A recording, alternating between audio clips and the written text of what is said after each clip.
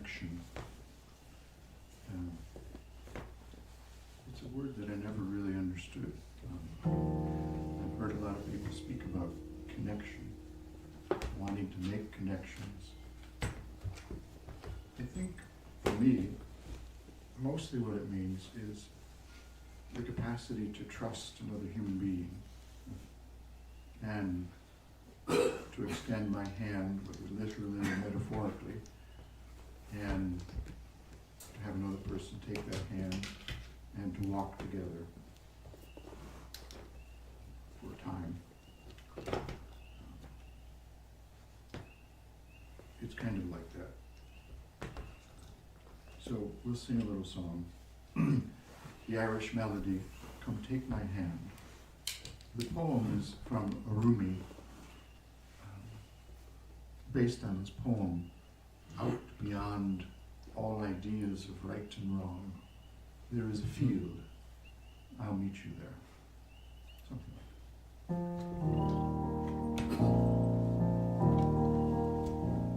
I'll sing behind you, sing.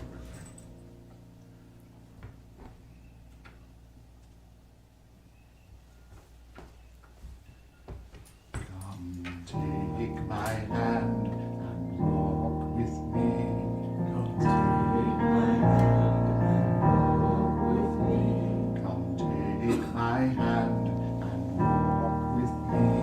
Come take my hand and walk with me. Come walk with me in fields of love. Come walk with me in fields of love. Come walk with me.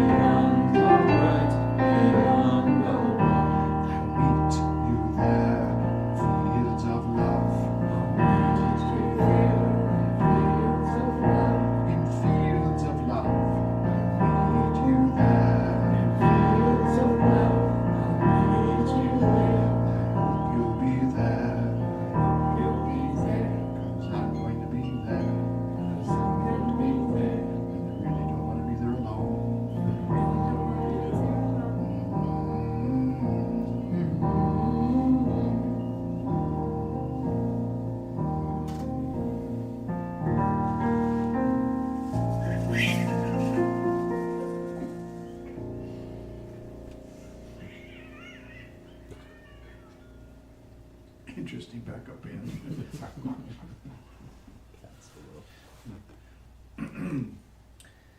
Some of you may know of the film called Brother, Sun, Sister, Moon.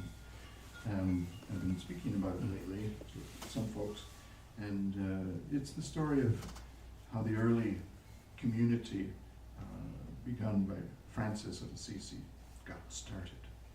And there's a little song in the midst of it where this is after he's left his cruel capitalistic, pre-capitalistic world, talking the year 1200, and he feels like he has this call from God to rebuild the church.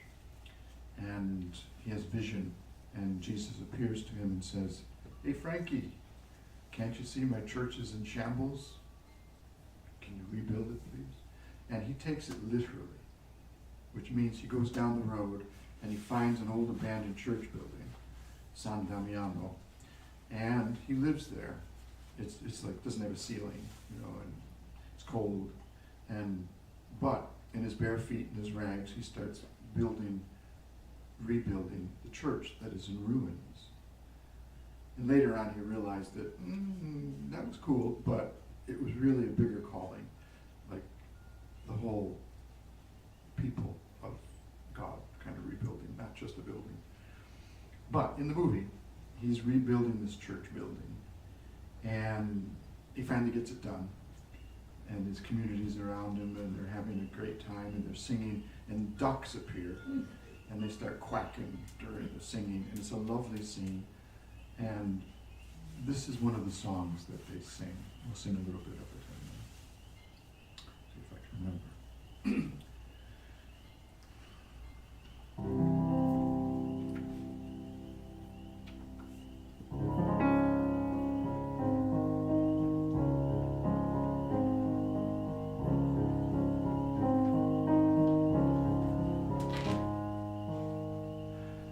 If you want your dream to be, take your time, go slowly.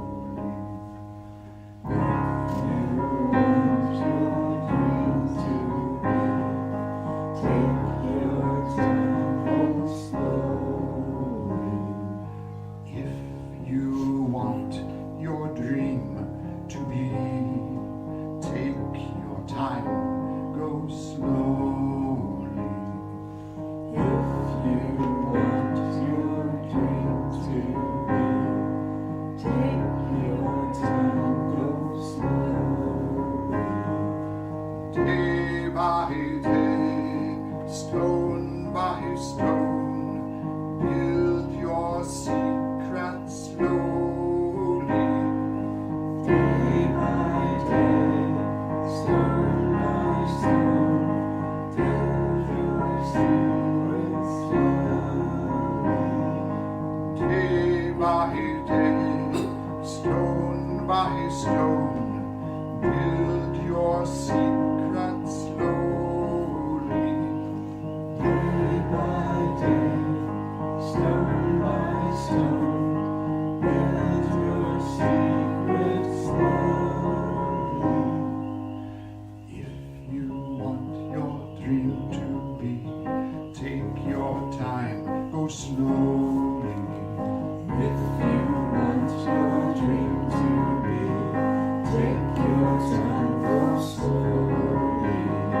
Day by day, stone by stone, build your secrets slowly.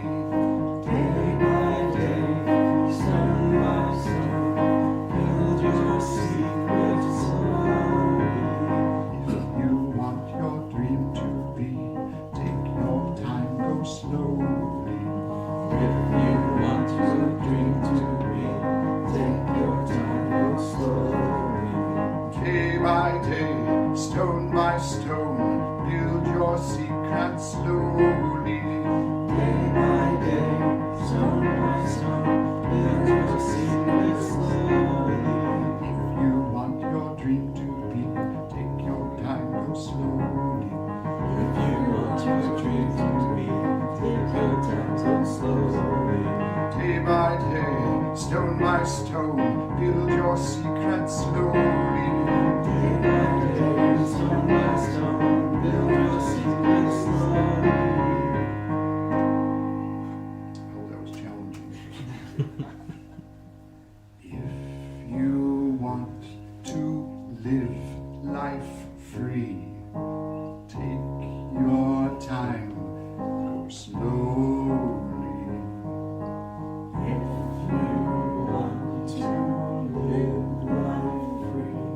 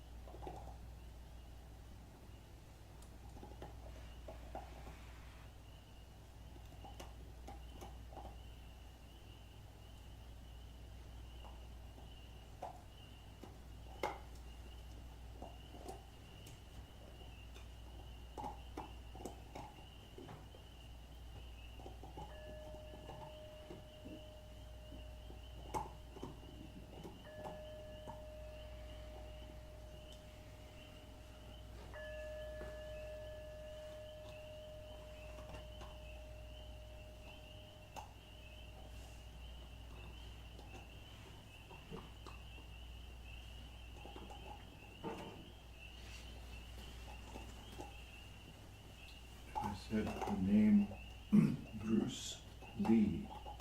What would that mean to you? Anybody? Martial arts. Okay. Fast. Right. Fast. Maybe the fastest guy ever in terms of his ability. Anything else? Smooth, iconic. Smooth, iconic. Be like water. Right? Flow, there's your word. That's it. You and Bruce would have got one. That's right. Yeah. Anything else? The highest technique.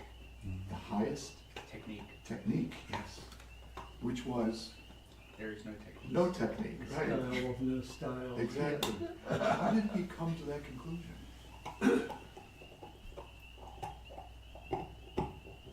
He had to learn how to lose. I think that's what you would have said. So all the predetermined forms of different styles in martial arts, many of which he knew and appreciated, but in the end, he said, you can't limit yourself to just one style. Right? You have to be able to move however it's needed in the moment. Anything else? Ambassador. Ambassador, right. Can you say more about that? He's really the one who heightened the awareness around martial arts to the Western culture through Enter the Dragon. Right. And the philosophy of the martial arts as well as the practice. Right? Yeah. Which is a very beautiful philosophy, isn't it? Anything else? Determination. Right. He had to overcome a lot. He did. And the world lost him at too young of an age. How old was he when he died? His 30s? Yeah, he's young. But in his young life, he was very determined and overcame a lot of obstacles. Anything else? Yellow jumpsuit. Yellow jumpsuit, right? Can't forget the yellow jumpsuit, right? It's classic. Yeah. Okay.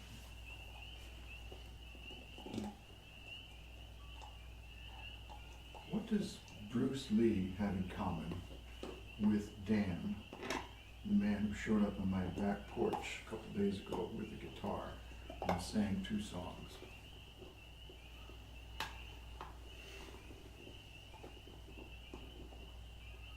Ambassador, right? Yeah. Both ambassadors.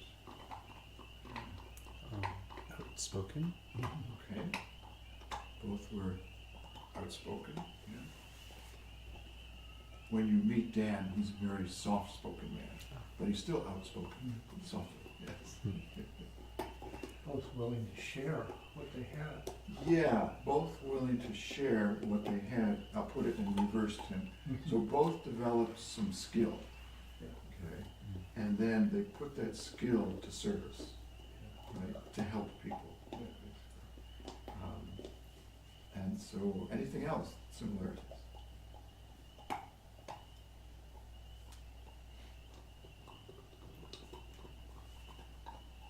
They were quick to whip out their instruments. Yes, they were indeed.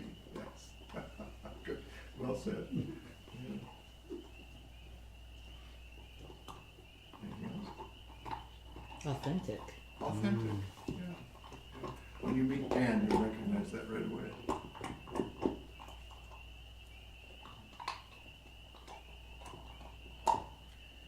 So, I want to jump a little bit to a story in the Gospels. Have you ever returned to your hometown? And if so, what was that like? Yeah. Well, Jesus had a similar experience. You know. So let me share with you the story of Jesus returning to his hometown, Nazareth. And let's see if I can remember where it is. Oh yeah, Luke's Gospel. So it's in the Gospel of Luke, if you want to look it up sometime.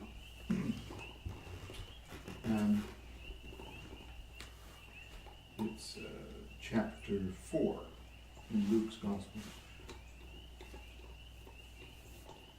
So this is after Jesus was baptized by his cousin John, and he hears the voice saying, "You are my beloved, I delight in you." And then the next moment, that same Spirit says, drove him, strong Greek word, drove him into the wilderness where he struggled, where he was tempted and went through an ordeal.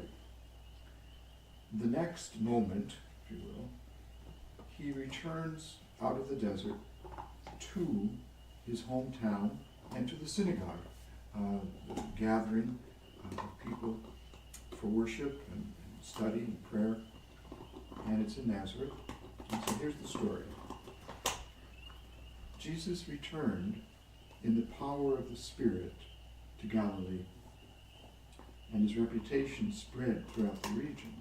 So apparently a lot was happening after his desert experience. And I'm sure people were talking about his baptism as well. Oh my God, there was a bird, and the bird spoke. Holy moly. He was teaching in the synagogues all over the place, and everybody praised him. They were amazed at his teaching. And then he comes to Nazareth, where he had been brought up, his hometown. Entering the synagogue on the Sabbath, which was his habit, he was devout, he attended the services. Jesus stood up to do the reading, and the book of the prophet Isaiah was handed to him. He unrolled the scroll and found the passage where it is written, and this is quoting Isaiah, "The Spirit of God is upon me. She has anointed me to bring good news to the poor. She has sent me to proclaim liberty to those who are held captive, to bind up the brokenhearted, to recover sight to those who are blind, and to release those in prison, to proclaim the year of God's favor." Rolling up the scroll, Jesus gave it back to the attendant and sat down. Now, if I was the attendant and I was present in that situation, I would have told him right then and there, "Get out, run, because they're about to get you," because I know the story. But nothing like that happened. All's going well so far. It says the eyes of everybody in the synagogue were fixed on him. And then he said to them, he had to say this apparently, like everything's going fine, and then he says something. It's almost like he's stirring up trouble. This is what he says. "Today, in your hearing, this scripture passage is fulfilled." Remember the passage. "The Spirit of God is upon me, anointed me to bring good news to the poor, sent me to proclaim liberty, freedom, sight, healing. This is what I am. This is who I am." Remember, in the water, the voice said, "You are my beloved." That's who he was. He was God's beloved. And now, he's telling them what the beloved does, and that he is in effect the Messiah, which is going to get him in a lot of trouble. Got to give it to him. He had a lot of courage, this guy. Everybody who was present was amazed at what he was saying, and they marveled at the eloquence of his words. And then they began to say this. This is what they began to say. This was AI generated.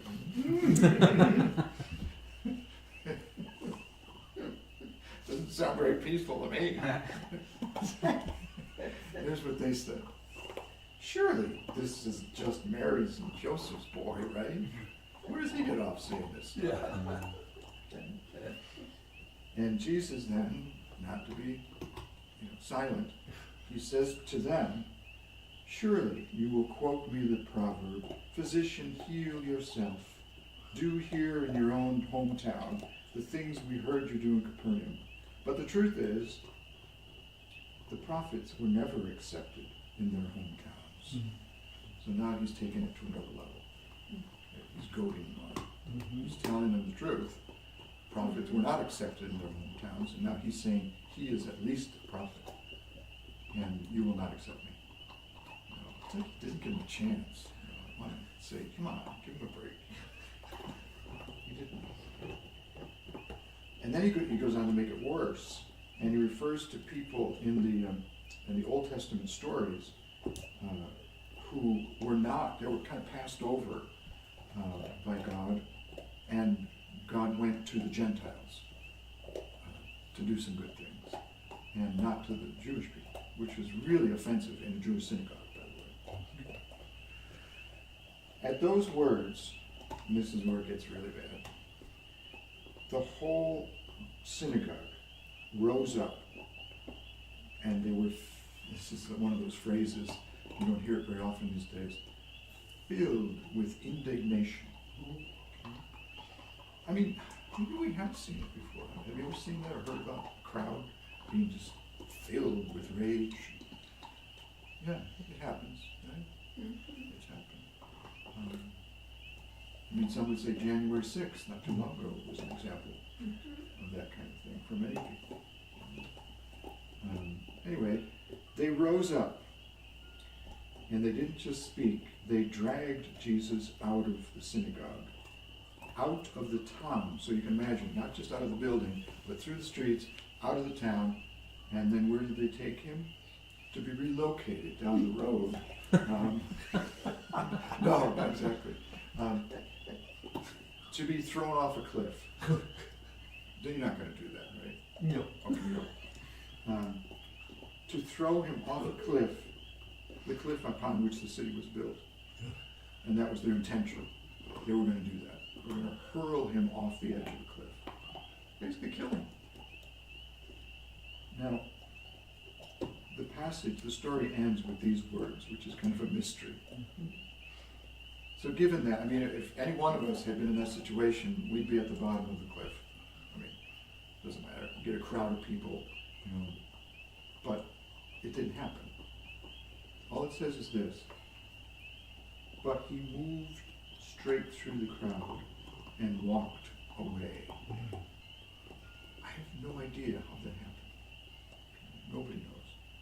And I'd like to think it's some kind of Bruce Lee move, you know, where you just kind of, and they just kind of water and flow around him. You know? I don't know. I have no idea. Nobody knows. But that's how it concludes. And there's a TV series out called The Chosen, which portrays this scene. And in that scene, you know, it's right true to the story, but they explain it in another way.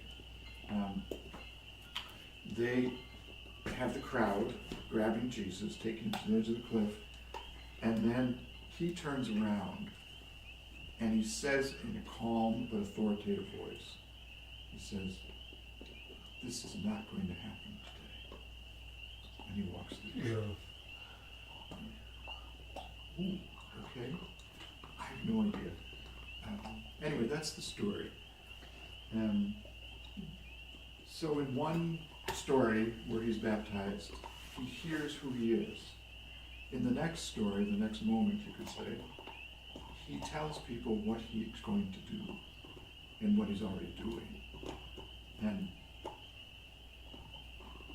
they do not take it well, because it means he is somebody that they are not prepared to accept. He's a hometown boy. He's a homie. And, you know, he's not nothing special. He's making himself out to be something really special here. And they cannot accept that. Your thoughts?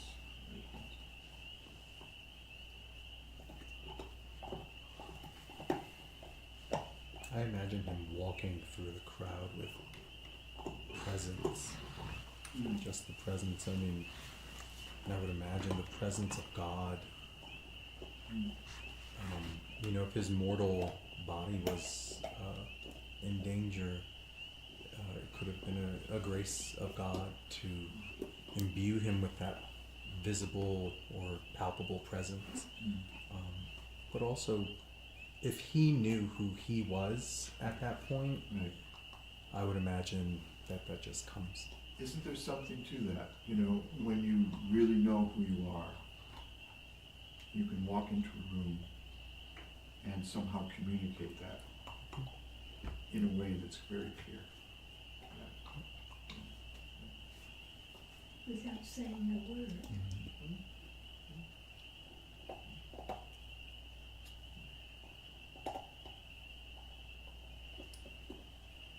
I think that going with what you were saying about how when you visit your hometown, a lot of the time, you know, people don't recognize you for how you've changed or what more you might know. I think that is clearly what happened there, that in a lot of other places in the region, Jesus was actually accepted by a lot of people. And of course, you know, his hometown is a little different. They knew him when he was a boy, so it's harder for them to accept that he's more than the person they thought they knew. But I found it interesting how he referenced the prophets chosen by God of the Gentiles when the Jewish people had been passed over in the Old Testament. Him referencing that to them, it's like foreshadowing of what ends up happening, where their leaders are actually the ones who arrange for him to be executed or crucified, and how both in the sense of the small town and also the native religion, right, of the time, what was new, what was the new thing that was born of that was both times not accepted, and you know, both times found much more fertile soil in you know, strangers. So you know, I suppose the lesson is to, you know, not maybe the lesson I could take away or a person could take away is that you should, you know, be prepared to be yourself with, to give the most of yourself to people that you don't even know that well, and you know, you might find more of a home in, you know, places that you have nothing in common with. Sure. I think speaking to that as well, returning to your hometown, people know you one way, and if you change, they still want to see you the same way. Right. They don't want you to forget how they know you. Right. True for hometowns, sometimes friends, sometimes family, sometimes parents. It's giving crab in the bucket mentality. I'm sorry, say again? Crab in the bucket mentality. So crabs in the a barrel, bucket. yeah. So when one tries to climb out, the rest of them wants to bury them, grab them down too. Okay. Because the contrast is too much for their ego to be, wow, you elevated that much? This is messing me up. And then you say, not today, Satan. And then you leave. You lie in your prophecy. Like, Somewhere don't you else. know nothing good comes from Nazareth? Yeah, Like, right, who do right, you think you are, man? Yeah. It's interesting. What you make me think of that is the comment from Donna at the table, where she said to us, those of you that weren't there, Donna is the person from the Charlottesville Foundation that is going to be, I think, offering us some funds. But she did say to us at one point clearly, she said, "Are you all intentionally understated?" You know, and that kind of caught my attention. You know, I guess we are, and maybe at times that's okay, but maybe at other times we need to be a little bolder, colorful, if you will, and get out there and be affirming of who and what we are.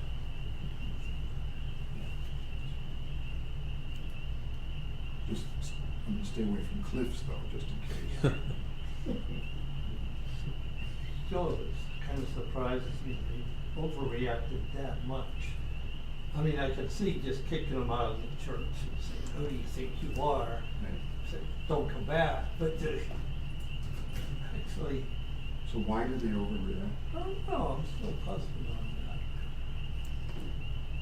Well, I think it follows what Anna was saying also. It's too much for them to reconcile with. Why is it too much? I mean, he's upending their society, or at least how they think, and this is Right. How they think. Have you ever tried to change the way a person thinks? To shift their paradigm? Well, Very yeah, hard. you don't go near a cliff when you try to. Yeah. The thought that comes, it's because their culture was about waiting for the Messiah. He can't actually show up. Right. Right. It's kind of like the story of the flood and the guy who's Yeah. on the roof. Yeah. Says, God will save me, right? And then the boat comes by and the helicopter comes by. He says, no, God's going to save me. He's just waiting, waiting. Yeah. And finally, the wait is over. He drowns. Yeah, that's true. Yeah. It's a good point, isn't it? Because the culture we live in, whatever it is, has an influence. It shapes us. Some would say, I don't agree with this, determines a lot in our life. I would say shapes, but there's still hope of being more free of our culture. Yeah. It's an interesting point you bring up, Tim, because have you ever heard of, there's a book called Christ and Culture? Liebler, the theologian. There's a relationship to culture, right? Culture is not all bad. I mean, culture can be wonderful, right? And we travel the world sometimes to experience different cultures. So culture can have aspects that are wonderful, rich, enchanting. At the same time, cultures can be, what's your phrase, Anna? Toxic X or something like Toxic X. that? Sure. Yeah, why not? I mean, there's aspects of every culture, obviously, that are not desirable. That's just human nature. It reflects human nature. So yeah. Any other thoughts? I think it's interesting how it parallels after his moment of the beloved, he goes home, and Moses the same thing, and he came back different. Jesus came back different. You know what I mean? And it just because I find it interesting, like why they need to go home, but it's like, Why did he go home? yeah, like he could have gone, but I think maybe it's from the perspective of if anybody won't believe it, he knew they wouldn't believe it. So he went to the heart of the matter, the ones who would judge him the most, the most aggressively, obviously, and it just set the tone off Would you have done with fireworks. Pardon Would me? you have gone home knowing that with that kind of reception you get? If I was him, sure, no problem. But it's kind of like sending a message. Right. I'm not that person you thought I was. And for him to say those words in his hometown, like definitely the gossip is gonna start, and like it's like sounding the trumpets. You know what I mean? And with Moses, it was the same thing. Like he went to the Jews and stuff, and they're like, "This guy's gonna," you know what I mean? So it was like, yeah. Good point. It makes me also think that it's almost like if I can do it, I come from here too. If I can do it, you can do it too. Maybe that could have been part of his intention of going specifically back home. I grew up. I ate the same food as you. I walked the same streets. If I can do this, you can too.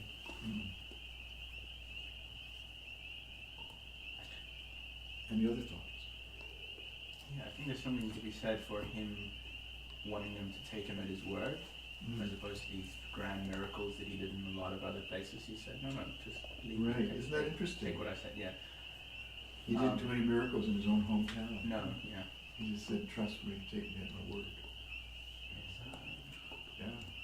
Well, and the providence for him to be handed Isaiah, Yeah. you know, like, that in itself was a divine moment. He didn't pick and choose it. Any other thoughts?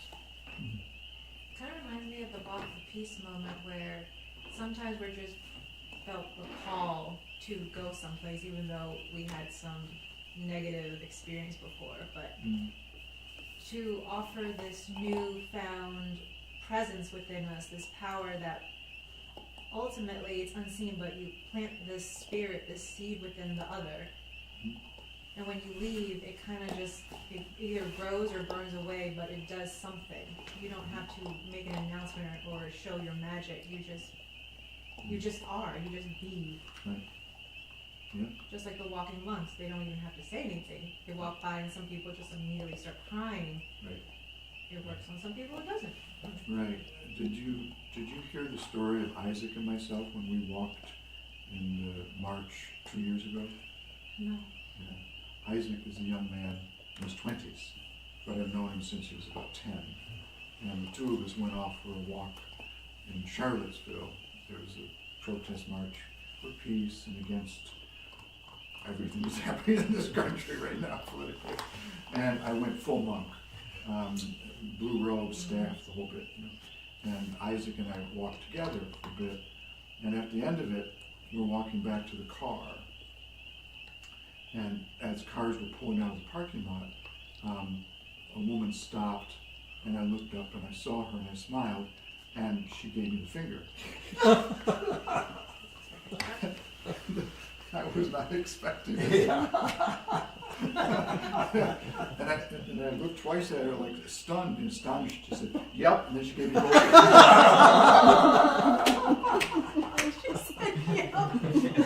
It's the same lady from the Facebook group.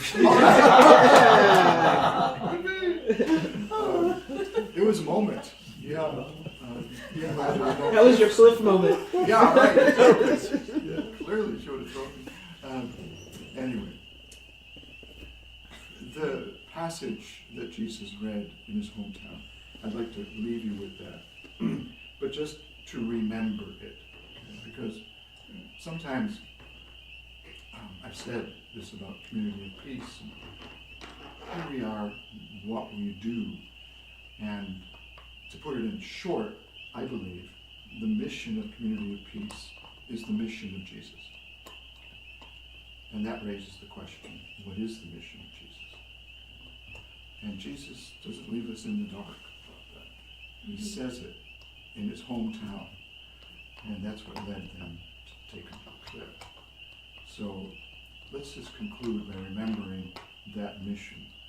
He begins by saying, the Spirit of God is upon me, or anointed me. And then what does he say? To do what?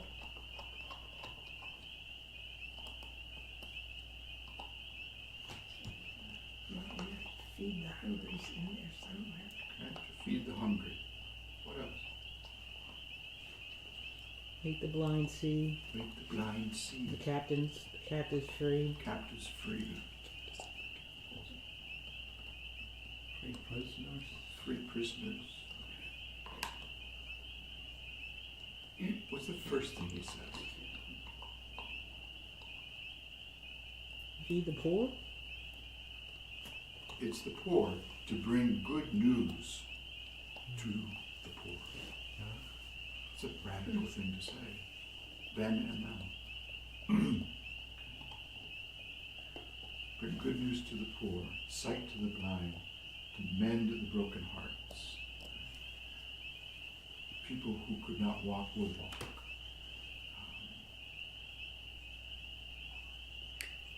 Anything else? Maybe that's enough. Yeah.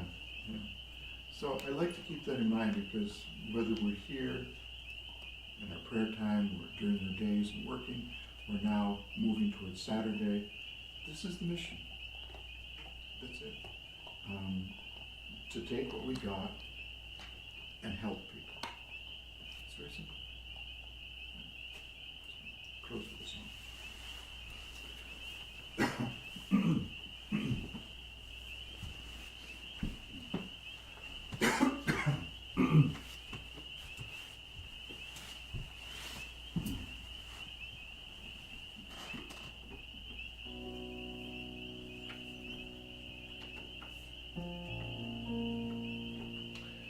In the Hebrew Bible, there is a beautiful little book. Maybe the shortest book, I can't remember. But it's called The Song of Songs. And it's a love song, actually. And it invites the one who's loved to rise up. And the words are, "Arise, my love, my dove, my beautiful one, arise and come with me." I'll sing it once and then join me.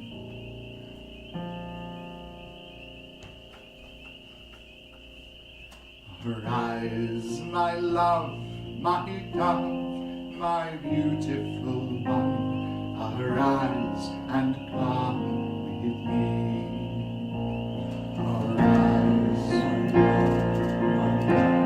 my beautiful one, arise and come with me. Together. Arise, my love, my dove, my beautiful one, arise and come with me. One more time. Arise, my love, my dove, my beautiful one, arise and come with me. For now the winter is past, and the rain is over and gone, and flowers appear in the meadow, and behold the one whom I love, and behold the one whom I love. Arise, my love, my dove, my beautiful one, arise and come with me. Arise, my love, my dove, my beautiful one, arise and come with me. More lovely than the moon, more radiant than the sun, and fairer than the rose, is the love of the one whom I love, is the love of the one whom I love. Arise, my love, my dove, my beautiful one, arise and come with me. Arise, my love, my dove, my beautiful one, arise and come with me. For the time of singing has come, and the time of dancing has come, for the time of loving is come to us all. I will go to the one whom I love, I will go to the one whom I love, I will go to the one whom I love. Arise, my love, my dove, my beautiful one, arise and come with me. Arise, my love, my dove, my beautiful one, arise and come with me. Last time.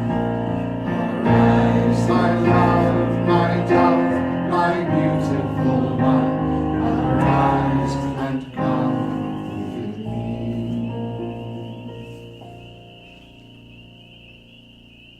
At the close of this day, we give you thanks for your great love for everyone, everywhere, May we follow Jesus and sharing that love and helping to bring sight, healing, help to those in need. May it be so.